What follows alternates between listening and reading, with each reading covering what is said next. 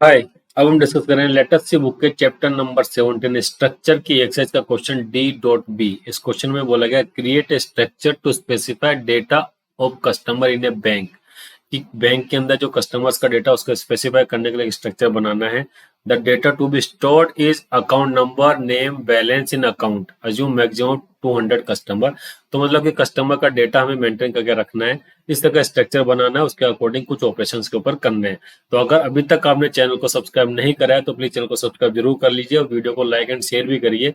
इससे just previous video के अंदर मैं डिस्कस करा था किस तरीके से स्ट्रक्चर को हम इनिशियलाइज करते हैं और डिक्लेयर करते हैं। पूरा का पूरा हमने स्टूडेंट का डेटा मैनेज करके सब कुछ चेक करा था, किस तरीके से फिल्टर भी करते हैं। इस वाले वीडियो के अंदर हम करेंगे किस तरीके से डेटा को हम एंटर लेते हैं। इनिशियलाइजेशन हमने प्रीवियस में चेक कर लिया, इसके अंदर हम कीबोर्ड से डेटा की एंट्री को भी चेक कर लेंगे। तो सबसे पहले चलते हैं हम प्रोग्राम के अंदर कि क्या करना है इसके अंदर क्या नहीं। फाइल सेव कर लेते हैं ch17 db.c hash include stdio.h hash include conio.h। Function का स्टार्ट प्रोग्राम का स्टार्ट होगा मेन फंक्शन से, तो ये हो गया opening and closing. CLRSCR for clearing the screen, GETCH for holding the screen output. File हमने सेव कर दी। अब हमें क्या बोला गया कि स्ट्रक्चर बनाना है। स्ट्रक्चर हमेशा हम टॉप पे डिक्लेयर करते हैं, ये कोई कंपल्सरी नहीं है, मेन फंक्शन के अंदर भी कर सकते हैं, किसी पर्टिकुलर फंक्शन के अंदर भी डिक्लेयर कर सकते हैं। लेकिन हम बाहर इसलिए करते हैं ताकि उसका स्कोप ग्लोबली हो जाए कि पूरे प्रोग्राम के अंदर कहीं भी उसको एक्सेस करा जा सके। कस्टमर नाम का हम इसको डेटा टाइप दे रहे हैं। इसके अंदर क्या क्या फील्ड होंगे वो हम इसके अंदर अब कर देते हैं। फील्ड होंगे इसके अंदर account number, name and balance. तो अकाउंट नंबर को स्टोर करने के लिए हमें कैरेक्टर टाइप का लेना पड़ेगा एरे। तो ये बोल दिया हमने अकाउंट नंबर। छोटा कर देते हैं एसी नंबर ले लेते हैं हम 11 डिजिट का ले लेते हैं, क्योंकि इसके अंदर 10 डिजिट का तो अकाउंट नंबर स्टोर हो सकता है। लास्ट कैरेक्टर नल कैरेक्टर होता है तो केवल 10 कैरेक्टर को स्टोर करके इसके अंदर रखेगा। उसके बाद दूसरा ले लेते हैं किस अकाउंट्स का नाम, कस्टमर का नाम ये ले लेते हैं 50 कैरेक्टर का। उसके बाद में बैलेंस है, बैलेंस हमारे पास है फ्लोटिंग के अंदर ले लेते हैं बैलेंस। ये हो गया हमारे पास में स्ट्रक्चर। ओपनिंग हो गया, क्लोजिंग हो गया। जब भी स्ट्रक्चर को डिक्लेयर करते हैं तो लास्ट के अंदर क्लोजिंग ब्रेसेस के साथ में सेमीकोलन भी लगाते हैं। ये हो गया, इसको रन करा के चेक करते हैं कि कोई एरर है कि नहीं है। कोई एरर इसके अंदर नहीं है, ठीक है। अब हम चलते हैं इसके ऊपर आगे के इसको यूज कैसे करना है। इसको यूज करने के लिए हम इसका हमारे पास 200 कस्टमर्स की बात करेंगे तो हम इसका एरे डिक्लेयर करेंगे। एरे कैसे डिक्लेयर करेंगे, स्ट्रक्ट कस्टमर। क्योंकि अगर हमें इंटीजर टाइप का एरे डिक्लेयर करना होता तो क्या करते हैं इंटीजर i 200। तो उसी तरीके से हम जब कस्टमर ले रहे हैं स्ट्रक्ट, ये तो डेटा टाइप हो गया, तो यहाँ पे हमने बोल दिया लिस्ट के अंदर सी बोल देते हैं और ये हमने लिख दिया 200। ये हमारा कस्टमर का डिक्लेयर हो गया है। कंट्रोल F9 करा हमने, सब कुछ ठीक है। अब हम इसके ऊपर आगे बढ़ते हैं। आई भी हमने डिक्लेयर कर दिया, आई नॉर्मल तरीके से हम ले लेते हैं नॉर्मल, क्योंकि जब भी हम एरे की बात करते हैं तो इंडेक्स को आइडेंटिफाई करने के लिए हमें कोई वेरिएबल चाहिए कि किस इंडेक्स के ऊपर काम करे, तो ये हमारे पास में ये हो गया। अब हमें क्या बोला गया कि 200 कस्टमर्स आपके हो सकते हैं। तो पहले तो कंडीशन क्या लगेंगी, जो इसकी लेंथ आ रही है उसको हमें चेक करना पड़ेगा कि कितना पर है कहाँ पर नहीं है। तो किस तरीके से क्या करना है, सबसे पहले तो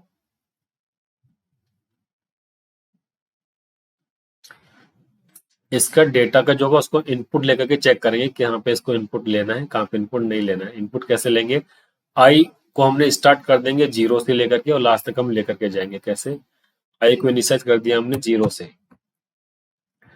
अब हम इसको लेके जा सकते हैं कब तक, while I is less then है कब तक, 200 तक। 200 तक जब तक आई है तब तक ये चलता रहेगा। लेकिन इसके साथ हमें ये भी जब तक ये भी चेक करता रहना पड़ेगा कि हमें इनपुट में क्या करवाना है और उसका चेक क्या करना है। जैसे कि हमने write a function to print the account number and name of each customer with balance below ₹100 if customer request for withdrawal or deposit the form contains the field.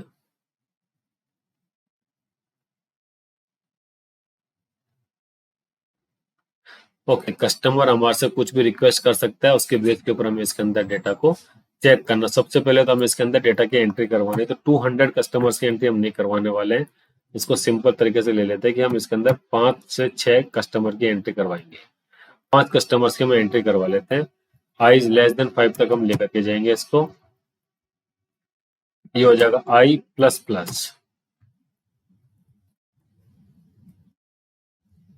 अब इसके डेटा की हम एंट्री करवा देते हैं कि क्या डेटा एंटर करवाना है। कैसे? प्रिंटफ एंटर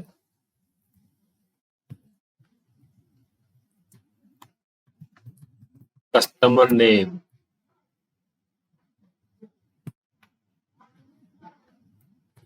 कैसे करवाएंगे? Scan app. हम केवल सिंगल सिंगल नेम लेके मल्टीपल नेम के लिए GTS को यूज नहीं कर रहे हैं, हम नॉर्मल स्कैन करेंगे डायरेक्टली %s।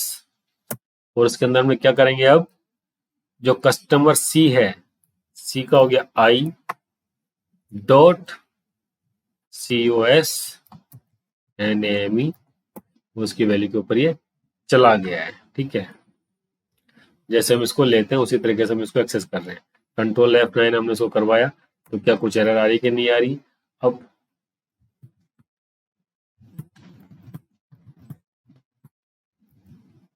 अब इसको जो हम एंट्री करवा रहे हैं उसको चेक कर लेते हैं कि प्रिंट करा करके प्रिंट हो रहा है कि नहीं हो रहा। वापस से 0 से इनिशियलाइज कर दिया हमने। While I is less then 5,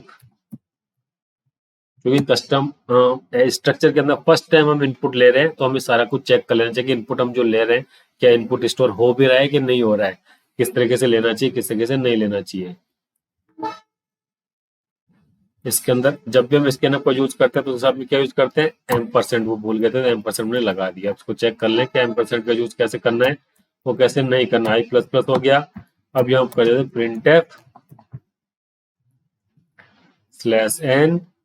/n%s। इसके अंदर क्या पास कर रहे हैं हम? CI.CUSNAME।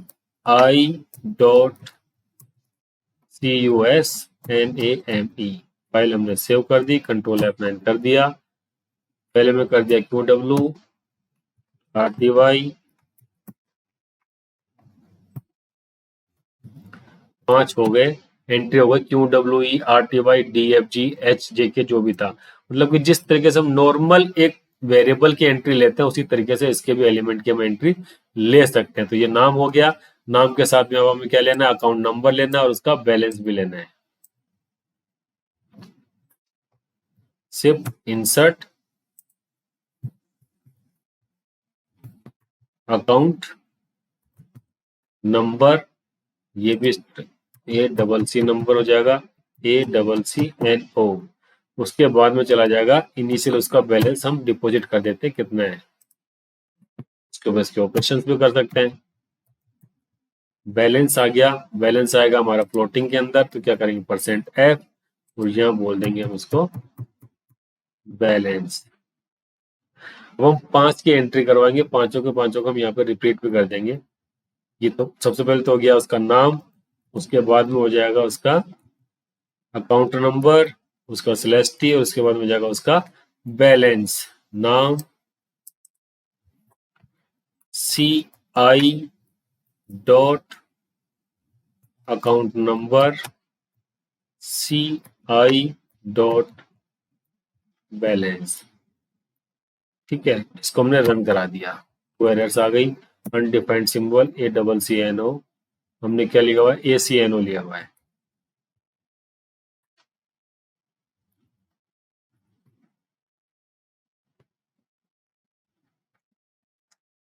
File save, control F9।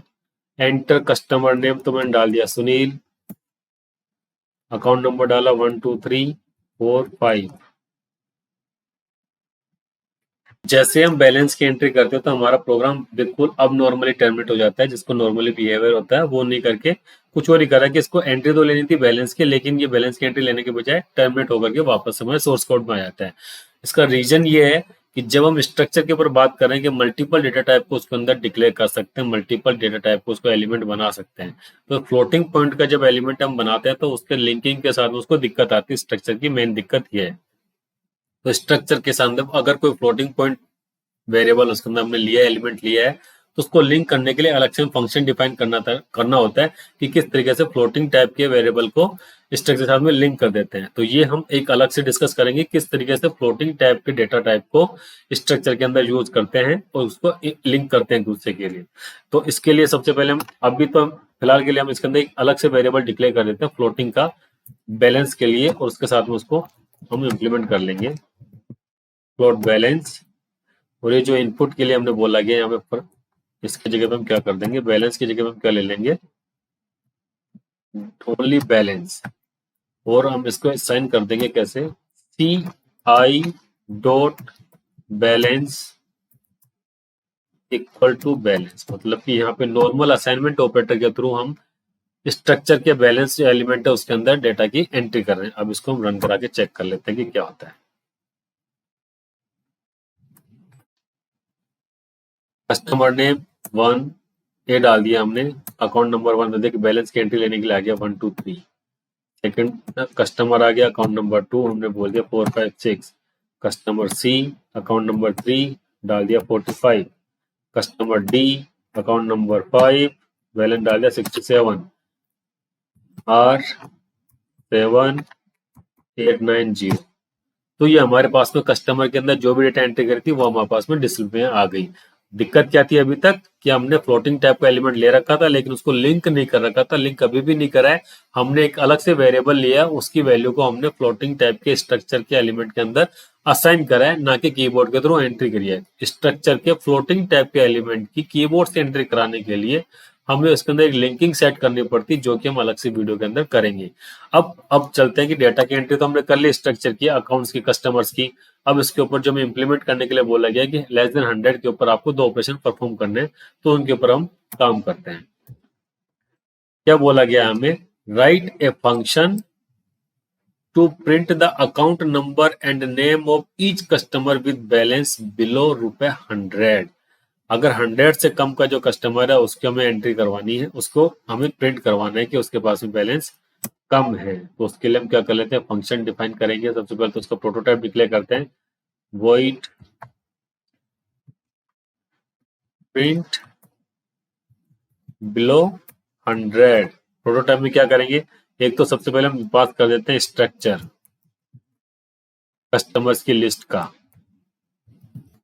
जिसमें हमें सर्च करना पड़ेगा। एरे हम पास करेंगे, उसके बाद हम पास करेंगे इसकी लेंथ कितनी है, इसके ऊपर हमें काम करना है। इसके अंदर और कुछ पास करने की जरूरत नहीं है, क्योंकि बिलो 100 जो भी उसका बैलेंस है वो हमें इसके अंदर पास करना है, तो उसको हम एज इट इज यूज कर लेंगे। ये सीधा सीधा ले चलते हैं, कॉपी करके इसको हम इंप्लीमेंट कर देते हैं।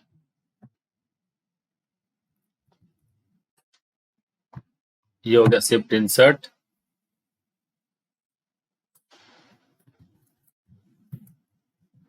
अब ये कस्टमर जो टाइप कर रखा था, ये एरिया हम एक्चुअल पैरामीटर है तो ये कर दिया हमने। इंट आई, किसी भी एरे को एक्सेस करने के लिए हमारे पास में इंडेक्स वैल्यू होती है, उसको 0 से स्टार्ट करना होता है, कहां तक ले जाना होता है, जब तो उसकी लेंथ है। तो हम क्या करें, while I is less than length, तब तक प्रोग्राम ये फंक्शन हमारा रन होगा। और ये हमने कर दिया आई प्लस प्लस। अब हमें क्या करना है कि किसी भी कस्टमर का बैलेंस अगर लेस देन 100 है तो उसको हमें यहाँ पे प्रिंट करना है। तो क्या करेंगे, इफ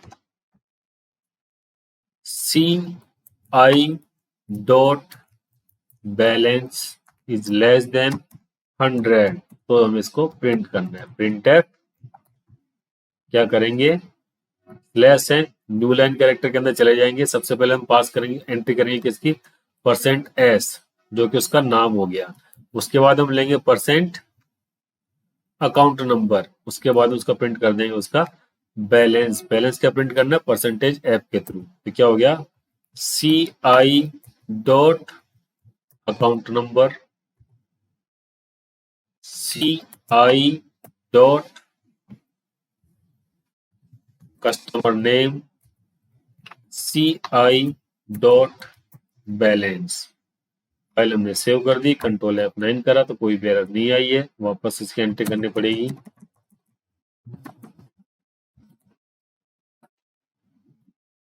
प्रोग्राम हमारा सही चल गया था, सब कुछ हमारा बिल्कुल ठीक है, परफेक्ट है। अब इसको हम कॉल करा देते हैं, कहाँ पे, जैसे हमने एंट्री करवाई है printf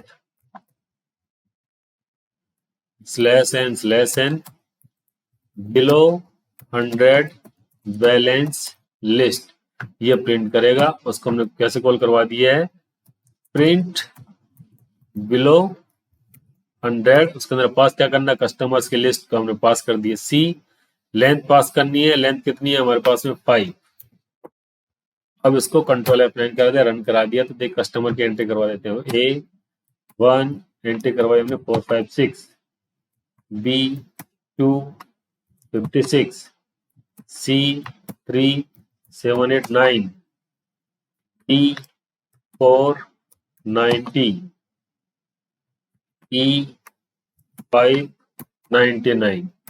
तो आउटपुट में क्या है हमारा, बिलो 100 की लिस्ट कितनी है, 56, 19, 99। तो पहला तो आंसर हमारे पास में आ गया। अब दूसरा क्या है कि जब भी हमें विड्रॉल कराने के लिए जाना है, अगर बैलेंस 100 से कम है तो हमें उसको ये बोल देना है कि भाई इनसफिशिएंट बैलेंस है। अदरवाइज कुछ भी नहीं करना, केवल हमें ये कहना है कि प्रिंट हम बैलेंस विड्रॉल नहीं कर सकते। तो इसके लिए क्या करेंगे, दूसरा प्रोटोटाइप हम डिक्लेयर कर लेते हैं, void check for withdrawal।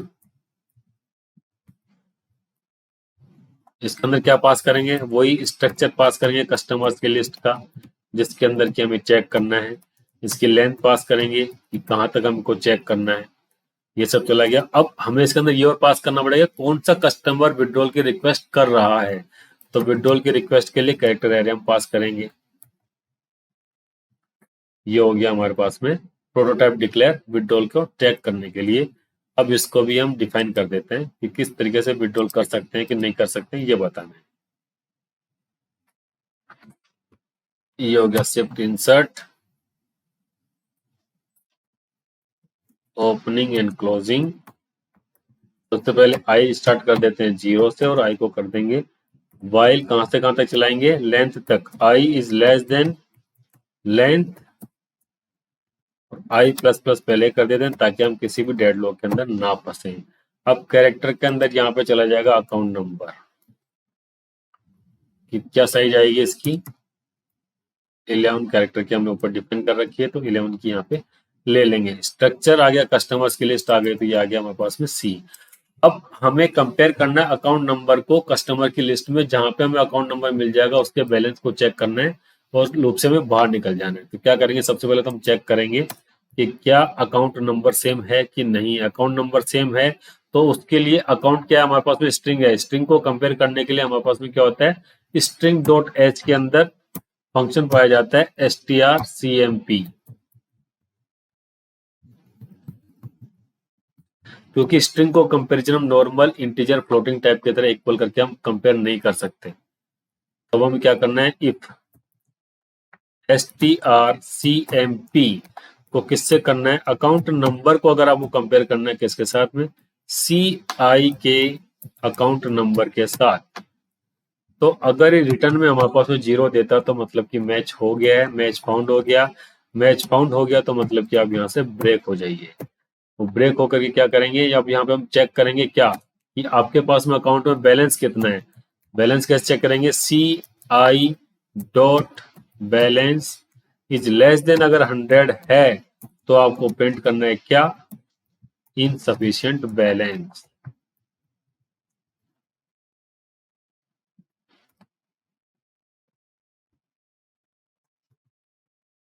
तो इस तरीके से डॉट ऑपरेटर का यूज करके हम पूरे के पूरे स्ट्रक्चर का यूज कर रहे हैं और इसको भी एज इट इज उसके अंदर पास कर देते हैं जो हमने यहाँ पे पास करा हुआ है।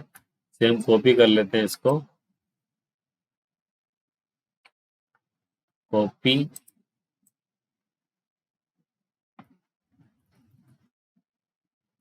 ये हमने पास कर दिया। इसके अंदर भी हम पास करना, सबसे पहले तो स्ट्रक्चर की पूरी लेंथ पास करनी है और अकाउंट नंबर पास करना है। अकाउंट नंबर पास करने के लिए हमें पहले अकाउंट नंबर को डिक्लेयर करना पड़ेगा कि किस अकाउंट में हमें चेक करना है। वॉइड मेन चला गया, तो एक यहाँ पे कैरेक्टर ले लेते हैं अकाउंट नंबर का 11 जिसके साइज है, इसके हम इनपुट में ले लेते हैं, please enter account number for withdrawal,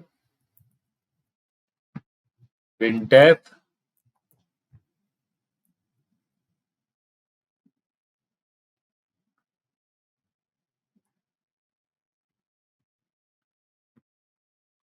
enter account number for withdrawal. Withdrawal के लिए जो अकाउंट नंबर है उसकी एंट्री करनी है। कैसे करनी है? स्कैनएप के through, %s format specifier string होता है, अकाउंट नंबर हमने ले लिया, उसको हम यहाँ पे पास कर देंगे। पास करने के बाद में उसके अंदर डेटा को शो करवा दिया, तो अब इसको हम रन करा देते हैं। Customer name 1112, b account number आ गया 2, इसके अंदर पास कर दिया 45, इसके अंदर पास कर दिया C 38, B 5,